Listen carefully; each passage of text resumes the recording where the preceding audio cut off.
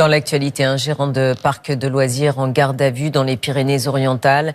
Il est soupçonné d'avoir refusé l'accès à 150 jeunes vacanciers israéliens. L'individu de 52 ans aurait motivé sa décision en invoquant ses convictions personnelles. Mais selon le parquet, le gérant nie les faits. Manon Bougot, Isabelle de Lyon et David Bress. Ce matin, des gendarmes se sont positionnés à l'entrée du site. Le parc de loisirs, lui, reste fermé. C'est ici, au cœur des Pyrénées-Orientales, que le groupe de 150 jeunes Israéliens devait venir passer quelques heures. S'amuser et profiter de la dizaine de tyroliennes que compte le parc. La sortie avait été programmée de longue date, mais le gérant leur a finalement refusé l'accès au jour prévu. Le gérant du parc a indiqué à ses interlocuteurs refuser l'accès à son établissement à ces jeunes en raison de convictions personnelles, avant d'avancer d'autres justifications auprès d'autres personnes. Le gérant du parc est actuellement en garde à vue dans ses locaux de la gendarmerie.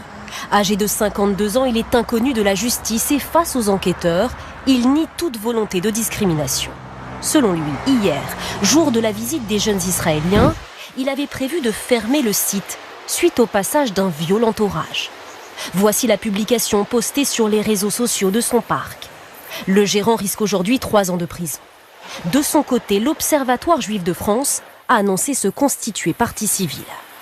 On est carrément dans, encore une fois, un dossier parfaitement symbolique de la montée de l'antisémitisme en France dans des conditions parfaitement graves et parfaitement inacceptables. Hier, les jeunes vacanciers israéliens se sont finalement rendus sur cet autre site, 50 km plus loin, escortés par les gendarmes.